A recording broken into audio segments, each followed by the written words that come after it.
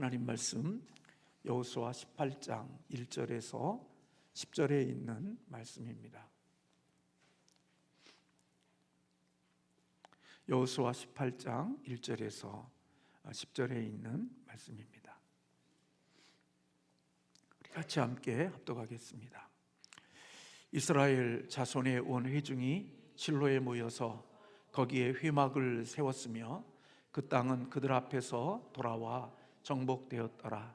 그러나 이스라엘 자손 중에 그 기업의 분배를 받지 못한 자가 아직도 7지파라.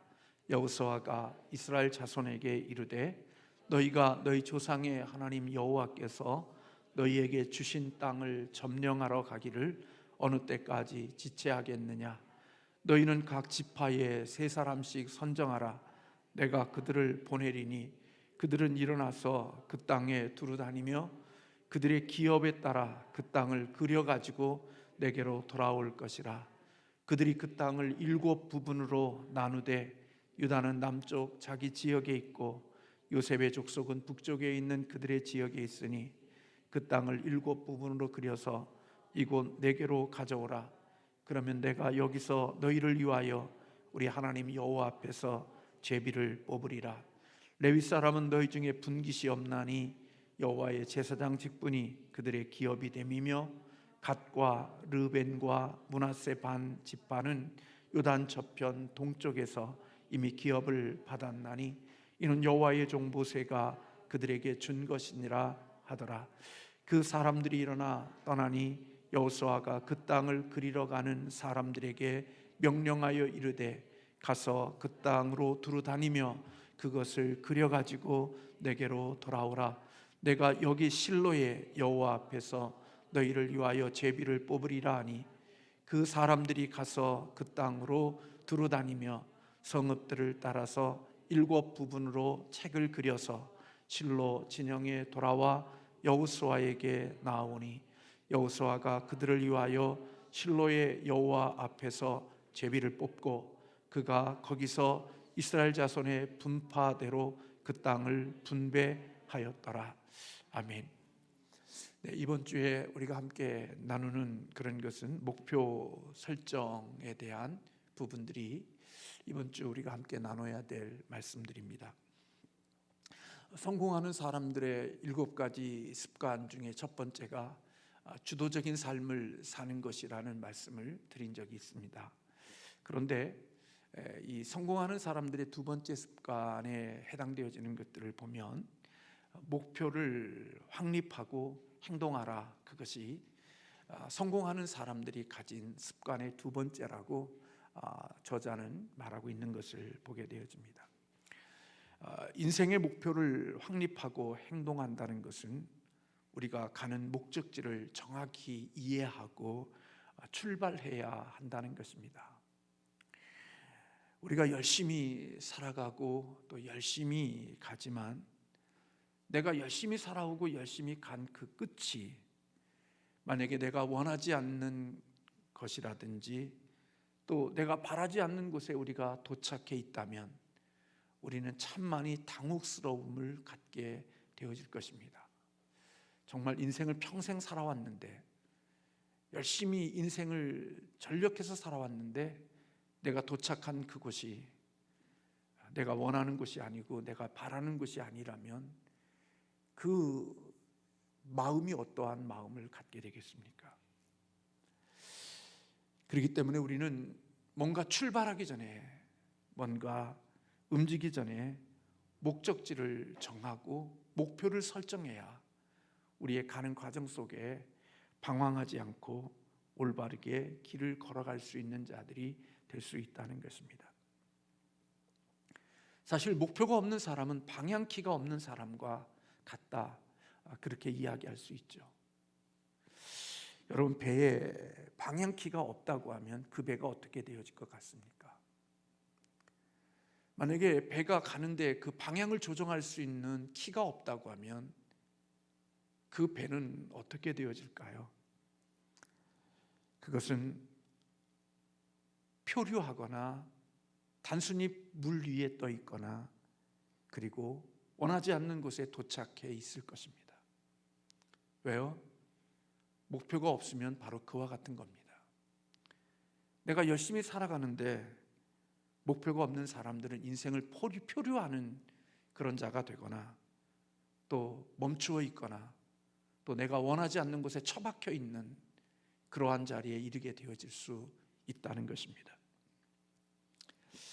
그래서 목표 없이 인생을 살아가고 목표를 설정하지 않고 인생을 살아간다는 것이 얼마나 우리의 인생 속에 열심히 살고 또 바쁘게 살고 분주하게 산다 할지라도 결국은 인생의 끝자락 속에서 후회하고 아쉬워하고 안타까워하는 일들이 목표를 설정하지 않고 살아가는 사람들에게 있는 결과일 수 있다는 것입니다. 아마 우리가 예수를 믿는 우리들 가운데 속에 믿음을 가졌지만 무리를 걸어본 사람은 아무도 없을 겁니다. 그러나 무리를 걸어봤던 예수님의 제자가 있죠. 누구죠? 베드로입니다. 근데 베드로가 무리를 얼마나 걸었느냐, 제가 볼 때 그렇게 먼 거리를 걸어보지 못했을 겁니다. 근데 베드로가 무리를 걸을 때, 그리고 그 무리에서 걷지 못하고 그 무리에서 사실은 이렇게 물속으로 가라앉았을 때 그 차이가 어디에 있느냐? 바로 목표이신 예수 그리스도를 바라볼 때는 그가 무리를 걸을 수 있었습니다. 그러나 그가 예수님에게서 눈을 띄어 두려운 무서운 풍랑과 바람을 바라보게 되어질 때 그는 결코 무리를 걷는 자리에서 무리에 잠기는 그런 자들로 떨어졌던 것을 볼 수가 있습니다. 내가 목표를 가지고 살아간다는 것, 그것은 어떤 의미에서 보면 우리의 인생 가운데 이렇게 소중하고 중요한 것이 될 수가 없습니다. 목표를 놓치면 가야 할 길을 놓치고 원치 않는 곳에 빠지게 되어지는 일들이 있게 되어진다는 것입니다. 저는 요즘 교회를 생각하고 또 목회를 생각하고 제 남은 그런 부분들을 생각하면서 다시 원점에서 저 자신에 대한 모습들을 생각해 보고 지금 하나하나씩을 점검해 나가고 있습니다. 우리 교회는 목표는 뭘까? 나는 무엇을 위해서 이 일을 해야 되는가 하는 가장 기본적이고 가장 원초적인, 가장 초기보적인 그러한 질문들을 하나님 앞에서 묻고 살아가고 있습니다. 교회가 뭘 해야 되는가? 목사가 뭘 해야 되는가? 그리고 제 마음속에 있는 한 가지의 답은 복음으로 하나님의 사람을 세우는 것, 복음으로 하나님의 복음을 위해서 사는 사람을 세우는 것, 하나님의 사람을 세워서 하나님의 나라를 위해서 살아가는 사람을 세우는 것, 사람 세우는 것이 우리 교회의 목표고 담임 목사의 목표라는 생각을 마음속에 정하고 그렇게 그 그림들을 단순히 우리 교회의 사역만이 아니라 내가 남겨진 사역 속에 내 인생의 은퇴한 이후에도 내가 이 땅에 생명을 가지고 하나님의 기회를 주시면 무엇을 해야 될까? 그것은 하나님이 원하시는 사람을 세우는 일, 그것이 내가 해야 될 목표고 내가 해야 될 그러한 삶의 방향이라고 마음을 정하고 있습니다. 그래서 함께 독서를 하며 독서 토론을 하고 모임을 가지고, 그리고 하나님이 기회를 주신다면, 건강과 그런 것을 주신다면 은퇴한 이후에도 젊은 목회자들과 함께 비전과 그리고 사람을 어떻게 하면 세워갈 수 있는지에 대한 그런 것들에 대하여 작은 도움이라도 줄 수 있는 그런 사람이 되기 위하여서 지금도 배우고 지금도 그런 시간들을 늦었지만 그렇게 하고 있습니다. 한때는 많은 사람들이 모이고 그리고 많은 사람들이 교회에 나와서 주의 일을 열심히 하고 교회에 예배당을 하는 일들을 하는 것이 주의 믿음의 전부이라고 생각했지만 제 마음속의 가치관이 바뀌고 패러다임에 바뀌게 되어진 이유는 이런 것은 언제든지 바뀔 수 있고 또 변질될 수 있고 이런 것들은 무너질 수 있지만 결국은 사람을 세우는 것은 그것은 하나님이 기뻐하시는 것이라는 생각을 했고, 그냥 사람이 아닌 복음 위에 세워진 복음의 사람을 세우는 것이 그것이 교회의 목표고 목적이라는 생각을 다시 하게 되어졌습니다. 목표가 없는 사람, 그 사람은 도착해야 될 장소가 없습니다. 가야 할 목적지가 없는 사람이라고 하면 어디를 가든 무슨 상관이 있겠습니까? 2호선을 타든 4호선을 타든 1호선을 타든 오늘 우위 경전철을 타든 어디서 환승을 하든 무슨 의미가 있겠습니까? 목적지가 있어야 내가 갈아타야 될 곳이 어딘지도 알고, 어디에서 환승해야 되는지도 알고, 어디서 내려야 되는지도 알지. 목표와 목적지가 없는 사람에게는 그냥 전철을 타고 순환하고 다니면 그냥 되는 겁니다. 그러나 목적지가 있는 사람은 그렇게 할 수가 없습니다. 가야 할 목표가 있는 사람에게는 그럴 수가 없습니다. 성신여대에서 내려서 4호선을 갈아타고 어디까지 가서 어디서 무엇을 또 환승해서 어디에 도착해야 되는지 자기가 가야 될 그림을 가지고 삶을 살아가는 자가 되어지는 거죠. 그래서 많은 시간들을 흘러가고 하루 10시간을 지하철 안에서 보내도 그 사람에게는 그 많은 보내진 시간들이 그에게는 별 의미가 없는 시간들이 되는 거죠. 그러나 목표가 있고 목적지가 있는 사람은 그 지나가는 시간들이 의미 없거나 소비하는, 낭비하는 시간들이 결코 되지 않는 거죠. 목적을 위하여 가는 징검다리가 되는 거고, 그것을 이루어가는 하나의 디딤돌의 길을 걷는 거지 허비하고 낭비하고 의미 없는 시간들이 되지 않는 거지요. 정상에 오르는 유일한 비결은 바로 목표를 갖고 출발하는 겁니다. 나름대로의 산에, 높은 산을 정복한 사람들, 그들은 목표를 가졌기에 그 땅에 도착한 것입니다. 우연히 가다 보니까 거기에 도착했다, 그런 것도 있을 수 있겠지만 대부분 정상에 도착하는 사람들은 그것을 목표로 했기 때문에 정상에 이룰 수 있었던 것입니다. 그래서 어떤 의미에서 보면 내가 목표를 설정했다는 것, 목표를 가지고 있다는 것은 이미 절반을 간 것이라고 볼 수가 있는 것입니다.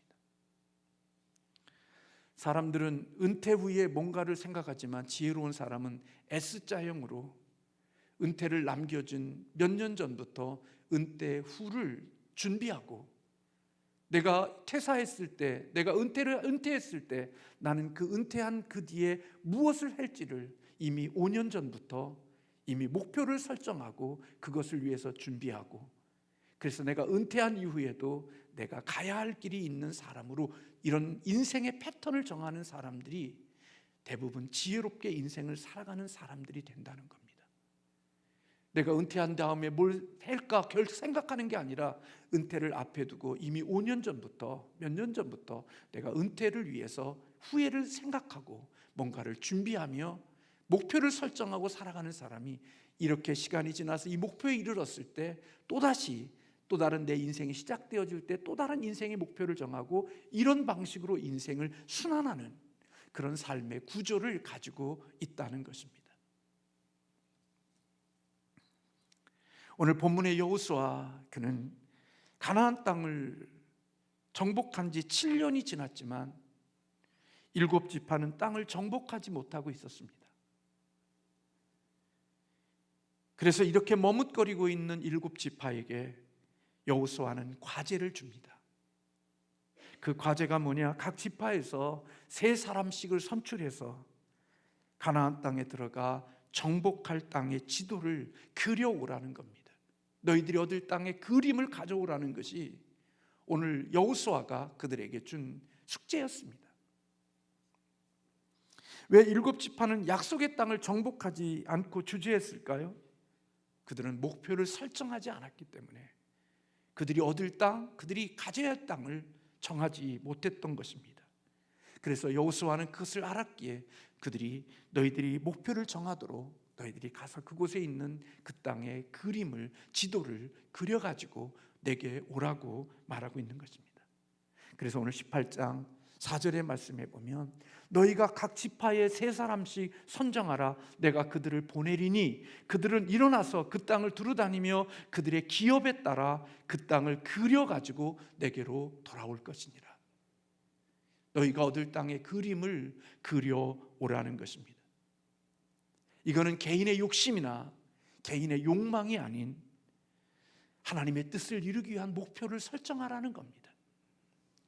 하나님의 주신 목표를 가지라는 겁니다. 삶의 목표를 정하는 것은 얼마나 우리의 삶에 유익을 주는지 모르죠. 왜요? 목표가 있으면 집중할 수 있는 능력이 있기 때문에 그렇습니다.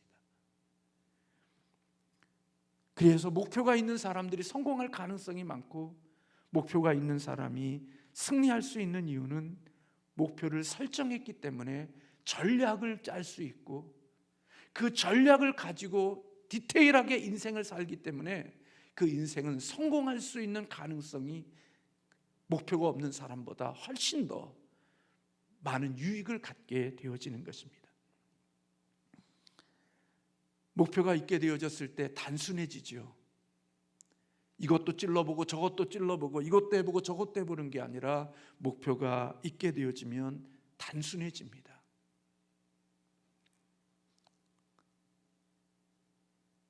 그래서 내가 그것을 이루어가는 일에 있어서 별로 도움이 되지 않고 그 일을 이루어가는 과정 속에 별로 유익이 되지 않는다고 하면 그것을 포기하는 일이 쉽게 이루어질 수 있습니다.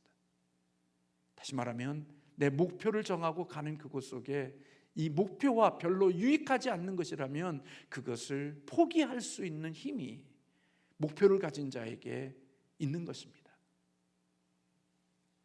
친구가 만나자고 해도 그것을 포기할 수 있고, 또 어디를 가자고 해도 그것을 포기할 수 있고, 시간을 구별되이 사용할 수 있는 것은 내가 목표를 가지고 살아갈 때 하루의 목표를 정하고 잠자리에 들기 전에 내일은 무엇을 해야 되고 내가 내일은 무엇을 처리해야 되겠다고 하는, 이미 하룻밤 자기 전에 내일의 목표를 설정한 사람들은 내일에 주어진 시간들 속에 내가 그 시간을 그것을 이루는 일에 있어서 유익하지 않고 도움이 되지 않는 것들을 포기할 수 있고 잘라낼 수 있는 유익을 얻게 되어지는 거죠. 그래서 모두가 예스하는 사람이 아니라 노라고 말할 줄 아는 사람이 되는 거죠. 만나자고 해도 노라고 말할 수 있고, 또 이런저런 모습들 속에 요구가 있어도 노라고 할 수 있는 일은 내가 이루고자 하는 목표가 있을 때 그 목표 때문에 내가 포기할 수 있고 노라고 말할 수 있는 자가 되어진다는 겁니다.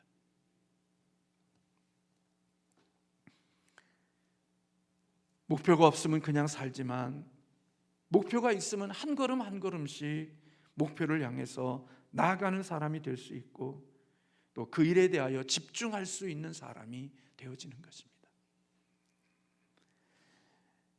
참 하나님께서 주시는 기회가 얼마나 중요한지, 제가 요즘 젊은 우리 청년들 몇 명 되지 않고 이번 주 토요일에도 우리 성도님과 함께 독서 모임을 가지면서 같이 시시한 책인 것 같아도 함께 나누면서 이야기를 하고 서로 토론하고 삶을 나누고 그런 시간들을 가지는 이유는,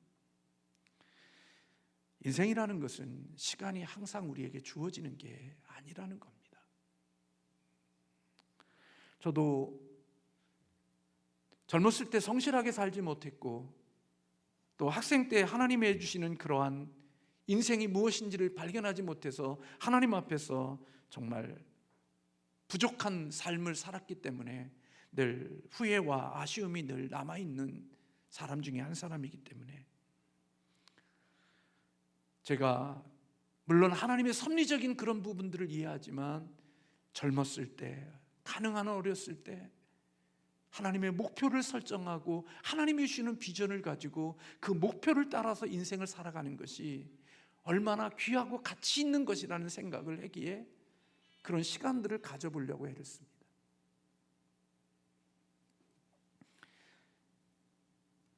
내가 30대, 40대까지 모든 학문과 모든 것들을 잘 준비해 놓으면 요즘은 너무나 시대가 많이 바뀌지만 빠르게 변화되지만 그래도 30세에 40세에 준비해 놓으면 내가 배운 그것을 활용할 수 있는 시간은 30년 40년이 됩니다. 근데 60세에 모든 것을 준비해 놓으면 그것도 시시한 것뿐만 아니라 사용할 수 있는 시간이 별로 없습니다. 그리고 사용할 영역도 별로 많지 않고요. 제 마음속에 그런 것들 때문에 여전히 다 읽지 못하지만 책에 대한 애착과 그리고 그거에 대한 어떻게 보면 중독이라 할지라도 그래도 책을 사놓고 그 책이 나를 읽어달라고 하는 그런 것 때문에 늘 마음의 부담감을 가지고 살아가고 있습니다만은, 목표를 가지고 살아간다는 것은 우리에게 어떤 의미에서 보면 의미 있는 시간들을 보낼 수 있게 합니다. 참 시간이 없는 가운데 속에서 목회하면서 작지만 논문을 쓴다는 것이 쉽지 않지만, 그래서 정말 부족한 논문이지만 그것을 쓰는 동안에 교육관을 건축하면서 사실은 교우들에게는 말하지 못했지만 몇 달 동안 2시간, 3시간밖에 자지 못하면서 목양실에서 그것들을 써나가면서 참 힘든 시간들을 보냈습니다.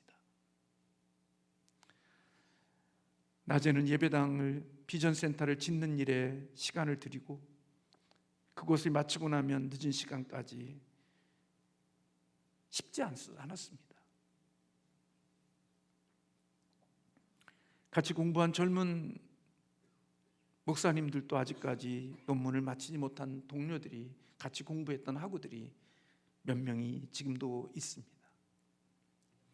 그러나 마음속에 작지만 그것을 위해서 목표를 정하고 나름대로 애를 썼을 때, 그것을 얻게 되어졌을 때의 기쁨과 그리고 유익이 저에게 있는 것을 발견했습니다. 만약에 이것이 30대에, 이것이 40대에 이루어졌다면 남겨진 30년, 40년에 이러한 것들을, 내가 가지고 있는 이 모든 것들을 더 많이 활용할 수 있고 더 하나님의 나라를 위해서 더 귀하게 쓰여질 수 있을 것 아닌가 하는 생각을 해보면서, 젊었을 때, 힘 있을 때, 머리가 팽팽 돌아갈 때 더 많은 목표를, 올바른 목표를 정하고 인생을 살아가면, 그냥 목표 없이 이렇게 저렇게 살다가 도착하는 것 말고 내가 하나님의 주시는 비전과 하나님의 주신 목표를 설정하고 그것을 위하여 집중해서 달려가 그 목표를 이루게 되어졌을 때, 그때 얻게 되어지는 하나님의 유익들이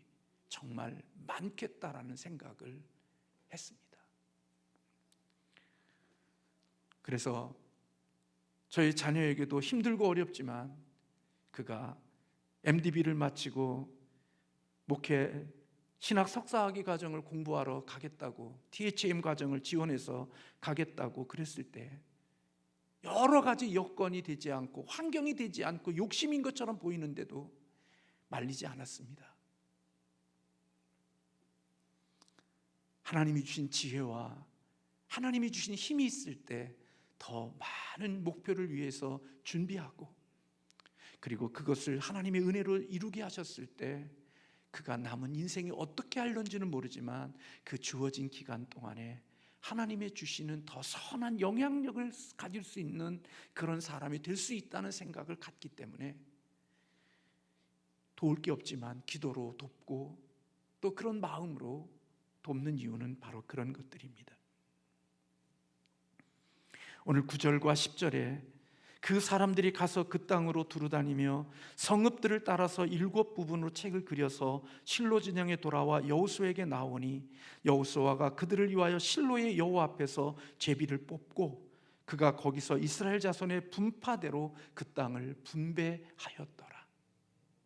그림을 그려온 데서로 그들을 땅을 나누는 일들을 행했다고 말씀하고 있는 것입니다.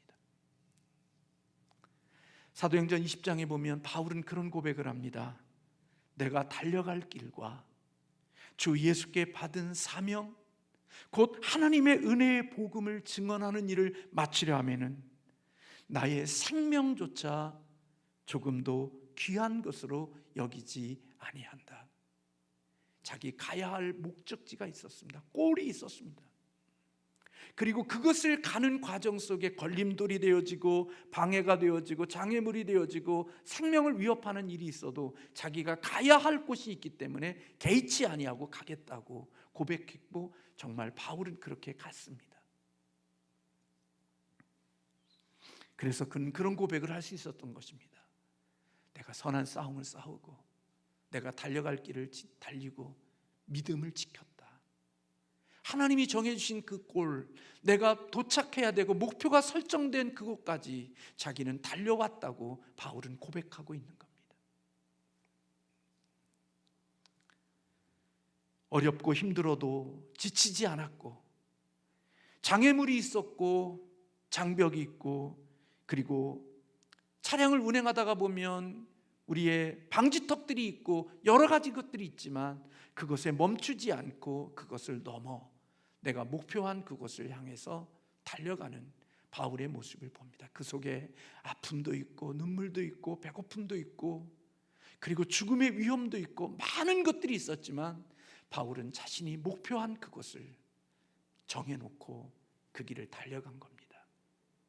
근데 만약에 그렇게 달려왔는데 이 목표가, 설정된 목표가 잘못된 곳이라면, 원하지 않는 곳이라면 인생이 어떻게 될까요? 아마 굉장한 후회감이 올 것입니다. 근데 바울은 그 목표가 올바랐습니다. 후회하지 않는 거였습니다. 저는 예전보다 좀 달라진 게 있다면 성공의 개념이 달라졌습니다. 예수 믿고 돈 벌고, 예수 믿고 사업 잘 되고, 예수 믿어서 뭐 물질 많이 벌고 좋은 아파트 살고, 뭐 그것도 하나님의 주신 복이지만 진정한 그리스도인의 복은 예수님의 인격과 예수님의 성품을 담는 것이, 그것이 진짜 예수 믿는 복이라고 여기게 되어졌습니다.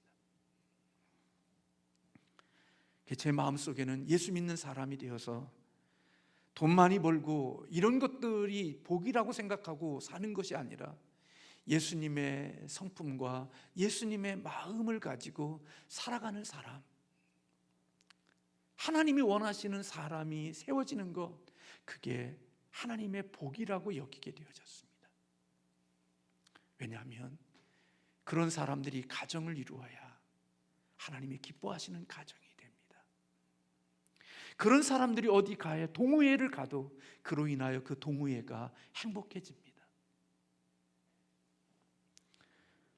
제가 이번에 노회에서 발언한 것 중에 한 가지가, 목사로 안수받을 때, 제가 안수받은 지가, 영광이가 태어났을 때 제가 안수를 받았으니까 아마 32년 정도가 안수받은 지가 되어지는 것 같습니다.